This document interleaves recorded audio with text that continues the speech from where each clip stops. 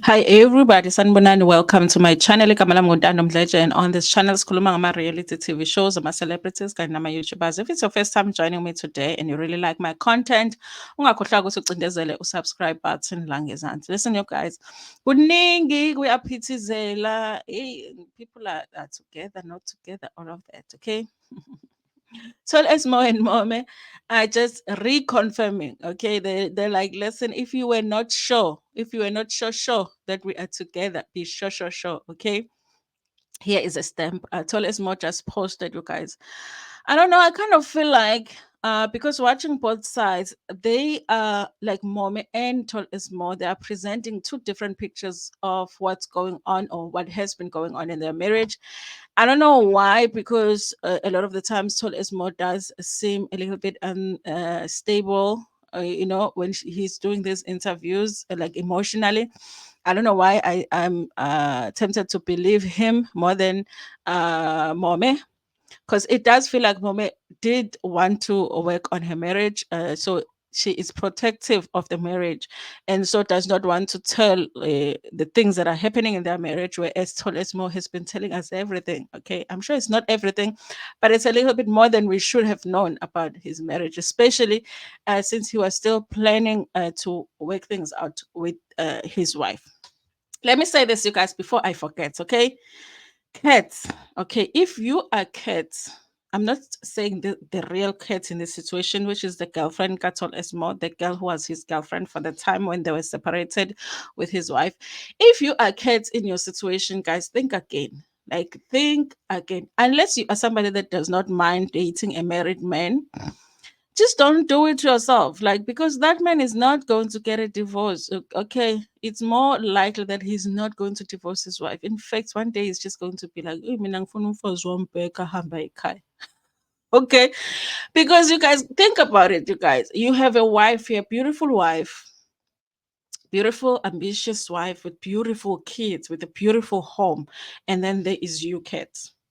I mean, really, guys, any sane person is going to choose the family, okay? Unless they're crazy, they do end up really like choosing the girlfriend over the family. But if you are in the kid situation, guys, just give up. Look for your man, unless of course you don't mind being a side chick there forever. Okay. Anyway, you guys, Ton Esmo has posted on Instagram because he wants us to know that him and his wife are back together. This post is really telling because, you guys, I do feel like we did need confirmation on whether they really did separate. You know why? Because I know someone else will be saying, listen, we did not need a confirmation if they separated because Sol Esmo told us that in one interview that he did with DJ Fresh. I'm like, we did because his wife did another interview, you guys, behind the story where she is talking as if there wasn't a separation. She's talking as if, yes, there were challenges, but there wasn't a separation. Yes, there were challenges, but there was no divorce talk. Okay, there were no divorce papers. There was nothing like that. Okay, that's how she's presenting it on the other side. So it kind of leaves you thinking, okay, who is telling the truth between the two of them? So this post, he says here, we have had many ups and downs, but love conquers all. And I'm so blessed to have you back in my life. I think that the fact that he's saying, I'm glad to have you back in my life, for me, it's telling, okay, you're not going to have someone back unless you were, you know, apart for some time. I'm truly grateful for God's mercy upon our marriage. Till death do us part, forever and always love you. Guys, it's a beautiful words for his wife. But I'm just thinking, how does a girlfriend feel now, guys? Okay. Don't put yourself in that situation. They don't leave their wives a lot of the times, you guys. So in this post, you guys, under the comment section, a lot of people are very positive. It's all positive energy. People are pitizeling here in the comment section. Lerato Vela says there, positive energy. Ukapsile, Royal Queen Nandi, they're all there, wishing the couple the best and they're happy that the couple is back together. there are a few people that are like, listen, we're happy for you, but just do this in the future, okay? When you're having issues with your wife, keep it between you and your wife. Don't put it in the internet, because as much as we want to be happy for you, it's weird now when you come back together, okay? And I think they do have a point, you guys. You don't have to share everything when it comes to your relationship, because you don't know if you're going to work things out. But sometimes, guys, you go through times where you feel like, I am done. I am done. I've done everything I can. I'm moving on. I want people to know the truth, that this was not a perfect relationship.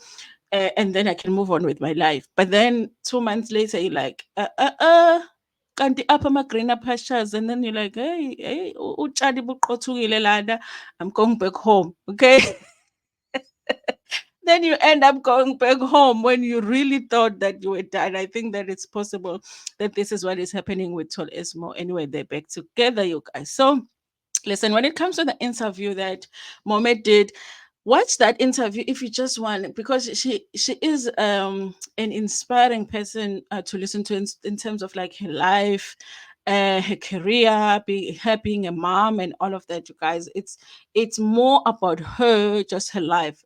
She does talk about her marriage, but she presents it as something that is not, I mean, the things that we've been watching on in the internet, she pretends as if all of those things were just not really happening. Okay, which is strange, because we even have a recording of her going off on Todd Esmo because of this woman, Oket, allegedly. Okay, so I don't know, you guys. I don't know. I do feel like she did not want to share everything, because maybe she knew that she wanted to work on her marriage. So watch it for that. Watch it just to watch her talk about her inspirational life. I don't know about her marriage being inspirational, but maybe it is. Okay, for some people, it might be. Okay. Anyway, you guys, I wanted to touch on this issue as well. Okay, because over there, on Twitter, something is going on. Okay, something is going on. With Tall Esmo doesn't have a quiet online life. Okay, he does. So, you guys, listen, Tall Esmo did an interview a while ago with Gareth Cliff. Okay, did an interview with Gareth Cliff, talking about his story, uh, what happened, and okay, let me just do this for now. So I did this interview, you guys, and I didn't watch it. I didn't watch all of it, you guys, because it becomes repetitive when you're watching Tol Esmo's interviews recently, because he is all of the interviews he's talking about the allegations, how it went, how he was found not guilty, and what has been happening now with him wanting to sue the people that are still making accusations against him, or people that at the time accused him of certain things. Okay, so he just talks about that. So this is what Garrett said, you guys. But I want to talk about what Nambita's response was. Nambita's response was, Nambita is an actress. She was on Generation. She was on The Queen, and yeah, I think she was on The Queen. Am I mixing things up? But definitely on Generations, you guys. She said something here, and she's one of the people that told us more is threatening to sue. Okay, so let's talk about what happened here. I want to play this clip. Yeah.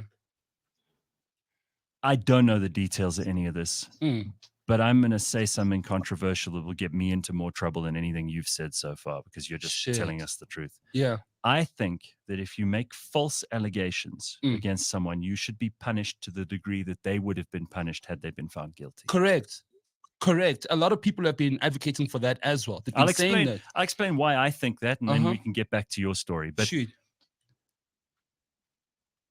we have a big problem in this country with gender-based violence. Yes. I think every person is aware of it, because we don't need, 16 days or any of that stuff to tell us. We're aware of it. Everybody every knows. day. It's our sisters, it's our mothers, it's our daughters, it's our friends. Mm-hmm. When a woman or a man makes a false allegation about rape, or equates a benign but sexist comment at work to sexual harassment, what that does is it has the effect of trivializing real gender-based violence. Yes. And putting the spotlight on false and ridiculous stuff. it makes the stories of those women and men going through actual sexual harassment seem silly. Yes. Like the issues that the silly people are bringing up. So listen, you guys, this is my opinion on what Gareth is saying. I do agree that, of course, if you lie about R, if you falsely accuse somebody of R, then definitely there should be punishment for you. And I wouldn't mind if they said the punishment should be the same punishment that a man would have received had he done the act. Okay, but let's not make a mistake of assuming that every time a man is found not guilty when it comes to the R, it means that the woman lied. No, it just means that the man was not found guilty. It could be that they did not find the evidence, in court. There was a little bit of doubt that the issue happened, or the incident happened. Whatever it is, there was a reason. Doesn't necessarily mean that the woman lied. You can be found not guilty of the R, but you still have done it, but they were not able to prove it in court. So we can't say now every time a man is found not guilty, then a woman must be punished. We have to now go through the process now of proving that if you can absolutely prove that the woman lied, okay, or they came back and they say, listen, I lied, that thing never happened or whatever, then I agree, you guys, because these are serious allegations to make against somebody that did nothing. But not every time, I repeat, that a man is found not guilty does it mean that a woman lied. Okay, it's like any other crime. Okay, you can steal, but nobody saw you. Okay, you go to court, they're like, where's the evidence? And there's no evidence, but it does not mean that you did not steal. Okay, they just can't prove it in court. Anyway, you guys, so after this post, which was posted by Mishek Mate, Unambitake decided to repost it and then caption it like this: Lerato's allegations were not false, Lerato spoke the truth. Tell that to your three daughters. Okay. Here's the thing, you guys. I feel like for me, we have to get to a point where we do accept that when the justice system has done what it's supposed to do, and it gets to a point where they say someone is not guilty, as the public, us as the people that don't know what happened, that was um, putting our hope on justice system to hold the person accountable, us, we have to leave the issue alone, because the justice system says that the person is not guilty. What else is gonna happen? So I think us as the public have to accept it, and we have to stop accusing the person, because the justice system has said the person is not guilty. However, when it comes to the victim, because we don't know, it might still have happened. I think the victim should still be able to talk about it if they want to talk about it, because for them, if it happened, even though the person was found not guilty, if it happened, they still should be able to allowed to talk about it.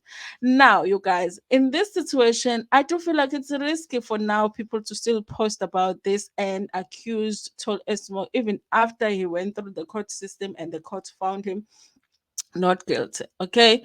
And yeah, I guess they run the risk of being sued, because down here, Tolass Mo does say that Nambita needs to take off the post, or take off the post, or and apologize to him, or deal with being sued. Okay, so that's what he says, that he will sue her. Okay, listen, I mean, he might win, because listen, the court said he wasn't guilty, but Nambit, I don't even know, guys, I don't know, like, if it's your friend, I mean, I guess if your friend tells you a story, you're going to be sure it happened, because your friend is going to tell you the truth.